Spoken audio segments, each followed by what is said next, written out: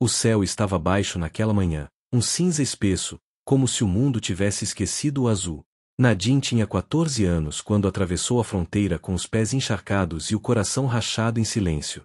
Não chorava, não falava. Apenas ouvia. O grupo de refugiados se arrastava pelas margens da estrada de terra como uma sombra coletiva. Eram velhos, mães com bebês nos braços, homens de olhos fundos e crianças com a alma arrancada antes mesmo de saberem o que era esperança. Cada passo era um pedido, que o próximo não fosse o último. Nadine caminhava ao lado de estranhos, mas sua cabeça ainda estava longe, entre as montanhas da infância, onde o vento contava histórias e as noites tinham cheiro de pão fresco. Vinha de uma vila esquecida pelo tempo, onde as pessoas se reuniam sob oliveiras para ouvir os mais velhos contarem causos em uma língua que poucos sabiam escrever, mas todos sabiam sentir. Sua mãe, Safia, era professora. Mas não de escolas, ensinava com o olhar, com o gesto, com o calor das mãos. À noite, sentavam-se juntos na varanda de barro da casa simples e ela escrevia palavras no chão com um galho seco. Explicava cada som como se fosse um segredo sagrado. As palavras têm alma, Nadine. E se forem esquecidas, as almas também se perdem. Era uma mulher pequena, de cabelos grossos e olhos escuros como o solo molhado. Não falava alto, mas quando falava, calava tudo ao redor. Tinha um sorriso que Nadine carregaria para sempre no peito, não pelo que mostrava, mas pelo que escondia. Pouco antes da guerra alcançar sua vila, ela lhe entregou um caderno fino, de capa azul desbotada. Não é para você guardar. É para ensinar, um dia, quando for preciso lembrar quem fomos. Ali dentro, havia anotações em sua língua materna, cantigas, provérbios, lendas locais e pequenas frases da infância de Nadine. Não era apenas um caderno. Era um relicário de sons quase extintos, uma cápsula de sobrevivência cultural. Na última noite juntos, Safia não chorou. Pegou o rosto do filho entre as mãos e disse: se você sobreviver, que não seja apenas com o corpo. Leve nossas palavras. Leve nossa história. E então veio o fogo. A casa desapareceu em chamas. As oliveiras em cinzas. Os vizinhos, aqueles que ainda estavam vivos, correram para qualquer direção. E Nadine correu também. Durante a travessia, ele não falou.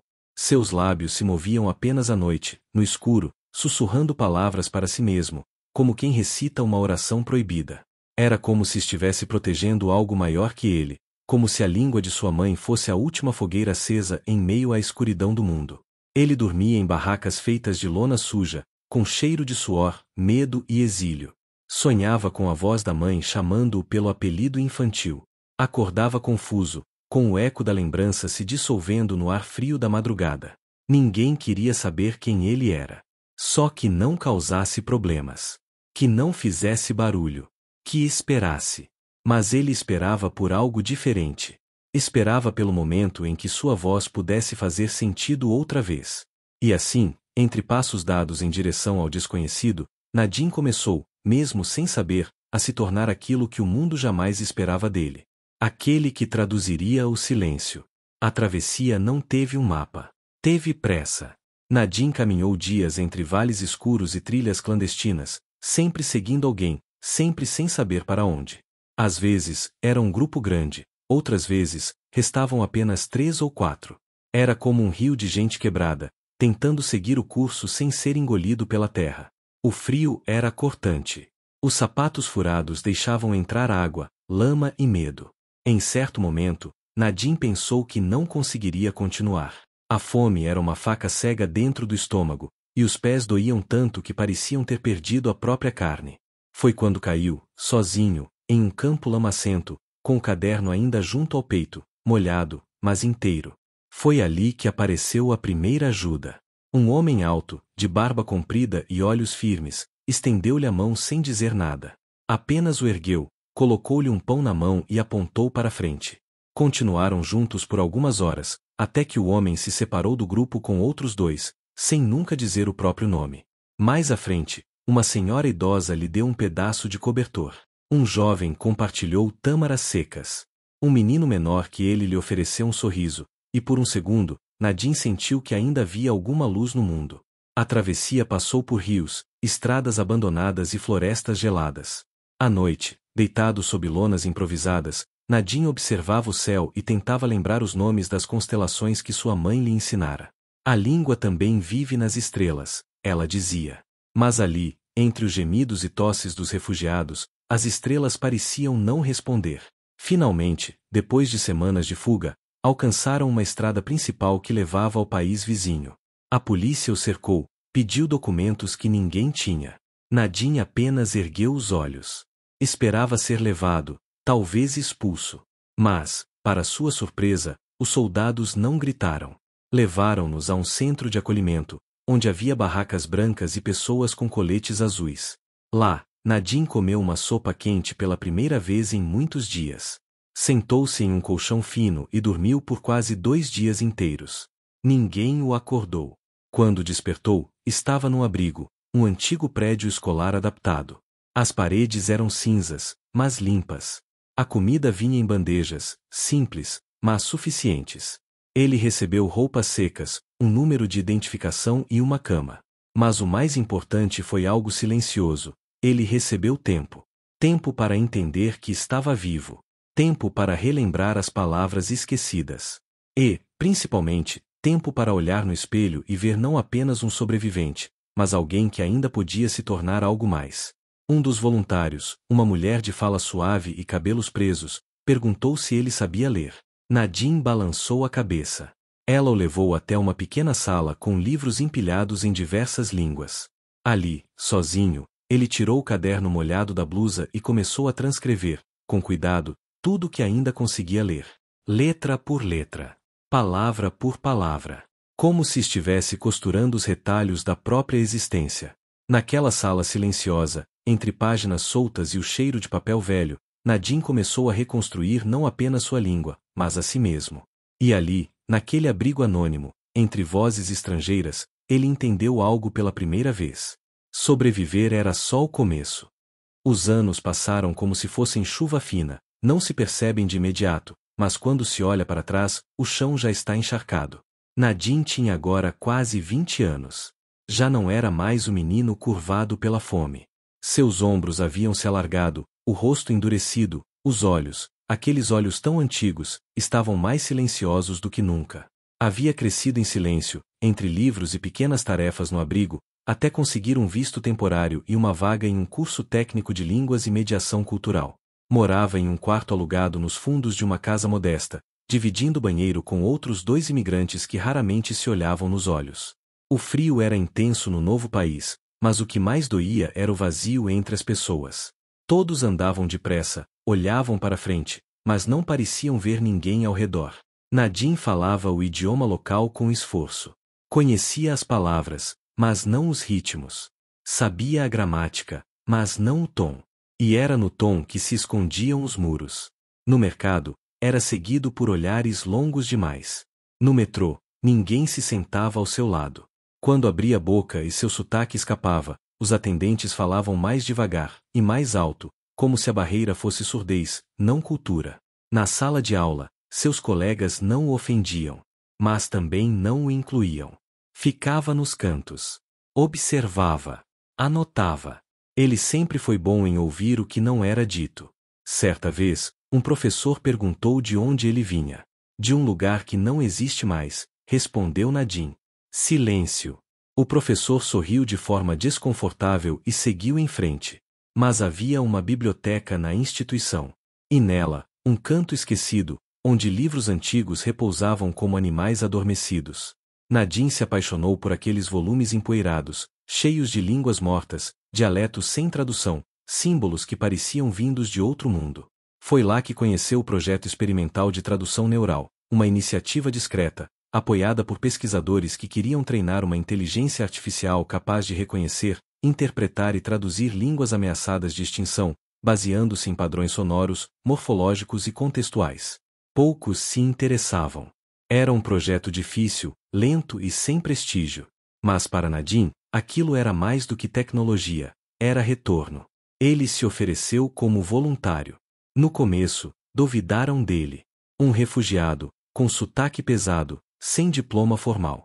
Mas bastou que falasse uma frase no idioma da mãe, e depois a traduzisse palavra por palavra, para que todos se calassem. Havia verdade em sua fala. e memória. A partir dali, Nadine passou a integrar a equipe informalmente. Gravava sons, digitava palavras antigas, cruzava fragmentos de textos com melodias, lendas, preces esquecidas. Tinha uma sensibilidade que a máquina não compreendia, mas que ajudava a ensiná-la.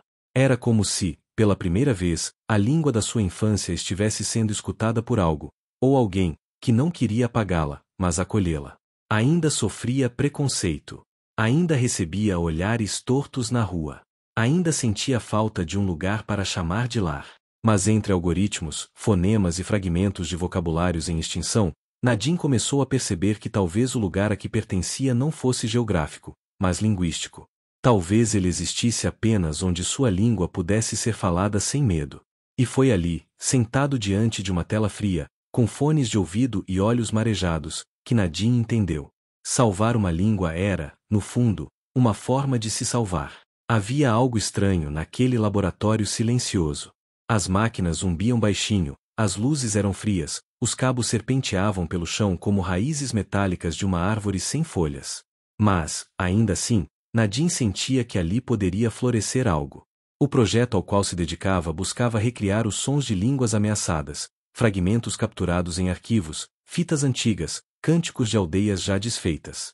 Nadine ouvia cada som com a delicadeza de quem reconhece um parente entre uma multidão. Aos poucos, foi se tornando essencial para os pesquisadores, não por status ou currículo, mas porque ouvia diferente. Ele percebia intenções no ritmo, doçura em consoantes, lamento nos silêncios entre palavras. Enquanto os engenheiros buscavam padrões fonéticos, ele buscava almas escondidas em sílabas. E foi numa tarde comum, quando revia um lote de arquivos esquecidos, que escutou um som que congelou seu corpo inteiro. Era um trecho curto. Quase nada. Um sussurro. Mas ele reconheceu.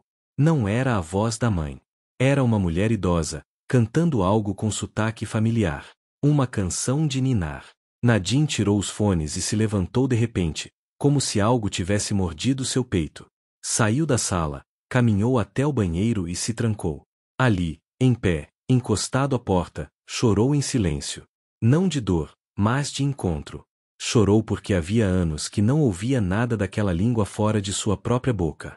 Porque por tanto tempo, havia achado que estava sozinho, e ali, naquela gravação anônima, havia prova de que a voz do seu povo ainda existia em algum lugar. E com essa prova veio a saudade.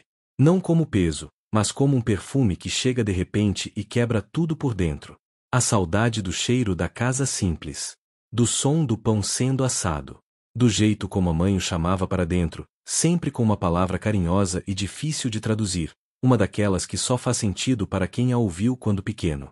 Naquela noite, não dormiu. Ficou revendo o trecho da gravação dezenas de vezes, tentando decifrar o sotaque, a origem. Não era sua mãe, claro. Mas era alguém que falava como ela. Era como ouvir o passado abrindo uma fresta na parede do presente. No dia seguinte, Nadine gravou sua própria voz para alimentar o sistema. Recitou um poema antigo, daqueles que a mãe sussurrava antes do sono. Os colegas assistiram em silêncio, sem entender muito. Mas a inteligência artificial respondeu com algo surpreendente, reconheceu a estrutura da métrica e conectou o poema a outro fragmento do arquivo perdido, uma fábula do deserto, contada por um ancião décadas antes. 2 fragmentos. 2 vozes separadas no tempo e no espaço. Agora unidas por algoritmos. E no meio delas, Nadine. Naquela noite, ele andou até o rio que cortava a cidade, encostou-se à mureta e olhou a água escura. Pensou em tudo que havia perdido, e em tudo que, talvez, ainda pudesse reencontrar. Se a língua ainda respira, então eu também respiro, sussurrou para si mesmo. E ali, com o vento frio da cidade estranha tocando seu rosto, Nadine sentiu que a saudade podia ser também um idioma, e que ele estava aprendendo a traduzi-la. As semanas que se seguiram à descoberta foram silenciosamente intensas. O sistema, agora mais treinado, começava a tecer pontes entre vozes distantes no tempo. Fragmentos de mitos se conectavam a provérbios, cantigas a preces esquecidas. Era como se uma biblioteca invisível estivesse sendo lentamente desenterrada. Nadine trabalhava até tarde. Dormia pouco. Comia menos do que devia. Mas havia algo em seu olhar que não se via antes. Propósito. Não era ambição, nem vaidade, era missão. Até que vieram os primeiros e-mails. Depois, telefonemas. E por fim, reuniões. Instituições governamentais, fundos internacionais e consultorias privadas começaram a demonstrar interesse estratégico pelo sistema. Algumas com verniz cultural, outras nem tanto. Queriam usar a inteligência artificial para facilitar negociações com povos indígenas, reconstituir mapas étnicos perdidos, ou mesmo analisar padrões históricos de obediência linguística, seja lá o que isso significasse. Os pesquisadores veteranos celebraram. Era o tipo de atenção que garantia verba, prestígio, visibilidade. Nadine, porém, calou-se. Em uma das reuniões, um executivo engravatado sugeriu que o sistema poderia ser incrivelmente útil para antecipar tensões sociais em zonas tribais, o que, nas entrelinhas, queria dizer prever rebeliões, monitorar populações vulneráveis, controlar territórios culturais. Foi como ouvir alguém usar a voz da mãe para vender armas. Naquela noite, Nadine caminhou pelas ruas sem rumo. O inverno chegava mais cedo aquele ano, e os ventos pareciam falar línguas que nem ele queria entender. Havia algo de cruel em tudo aquilo, transformar o que era sagrado em ferramenta de dominação. Aquilo que nasceu para resgatar vozes poderia virar máquina de silenciamento. Voltou ao laboratório depois da meia-noite. Sozinho. Sentou-se diante da tela e olhou para as linhas de código. Ali estava tudo. Cada variável, cada escolha, cada ruído traduzido. Ele tocou o caderno antigo, agora guardado com cuidado numa caixa ao seu lado. Abriu-o com delicadeza. Leu a primeira frase. Se um dia alguém puder nos ouvir, diga que existimos. Nadine fechou os olhos. Estavam ouvindo, sim. Mas o que fariam com essa escuta? Por horas, ficou parado. Sabia que o projeto poderia ser redirecionado, distorcido, talvez até confiscado. Mas também sabia que não podia fugir. Afinal, ele não atravessou a guerra para ser cúmplice do esquecimento. E foi nesse silêncio profundo, entre códigos e lembranças, que a semente da resposta começou a germinar. Se eles queriam usar a língua como instrumento de poder, então ele criaria um espelho, uma segunda vertente. Uma vertente para os que queriam entender, e outra para os que precisavam lembrar. As noites seguintes foram de febre criativa. Enquanto a cidade dormia sob o frio cortante, Nadine mergulhava em linhas de código, esquemas, arquivos de som e livros antigos, como um alquimista da linguagem. Ele já não lutava contra o sistema. Estava moldando outro, paralelo, silencioso, feito à imagem do que realmente importava. Chamou seu projeto secreto de Raízes. Era uma segunda vertente do sistema original, mas com alma própria. Ao contrário da versão oficial, que traduzia para uso corporativo e institucional, o Raízes tinha um propósito claro: devolver às comunidades o que lhes foi tirado, a língua, a história, a voz. Na superfície, tudo parecia igual. As interfaces, as pastas, os menus. Mas por trás da estrutura técnica, havia uma linha divisória invisível, como uma muralha ética. De um lado, o sistema central, alimentado por dados e alinhado às exigências acadêmicas e políticas. Do outro, o Raízes, voltado à reconstrução de vocabulários esquecidos, criação de glossários populares, ensino de idiomas extintos a crianças em zonas marginalizadas, e até a recuperação de cantos espirituais que nunca haviam sido registrados por escrito. A cada avanço, Nadine sentia-se menos culpado, menos invadido. Estava, finalmente, respondendo ao chamado da mãe, mesmo que ela não estivesse mais ali para ver. Para garantir que o Raízes sobrevivesse sem interferências, ele o conectou a redes abertas e educativas, ocultando seu verdadeiro núcleo sob uma camada de código disperso e camuflado, como sementes jogadas ao vento. Aos poucos, professores de aldeias remotas começaram a receber material traduzido. Povos nômades reencontraram fragmentos de mitologias esquecidas. Crianças ouviram pela primeira vez as palavras dos avós traduzidas com fidelidade e respeito. E do outro lado, o sistema oficial continuava operando. Respondia a relatórios. Oferecia métricas. Satisfazia interesses, mas sem tocar no coração do projeto original. Nadine andava entre dois mundos. Vestia o jaleco limpo do laboratório durante o dia, mas à noite, vestia o silêncio e o orgulho de quem reconstrói ruínas com as próprias mãos. A cada idioma recuperado, era como se uma estrela voltasse ao céu. Um dia, um jovem de um vilarejo distante escreveu. Minha avó chorou quando ouviu a voz da infância dela traduzida num celular. Disse que era como voltar para casa. Nadine leu a mensagem sem conseguir responder. Apenas sorriu. Naquela madrugada, abriu o caderno da mãe, já desbotado, e copiou mais uma linha para o Raízes. Era uma palavra antiga, sem tradução exata, mas que, para ele, significava algo como lembrar o que o mundo quis esquecer. E enquanto as duas vertentes coexistiam, uma para o poder, outra para o povo, Nadine soube, finalmente, que estava no caminho certo. Porque a língua é uma ponte.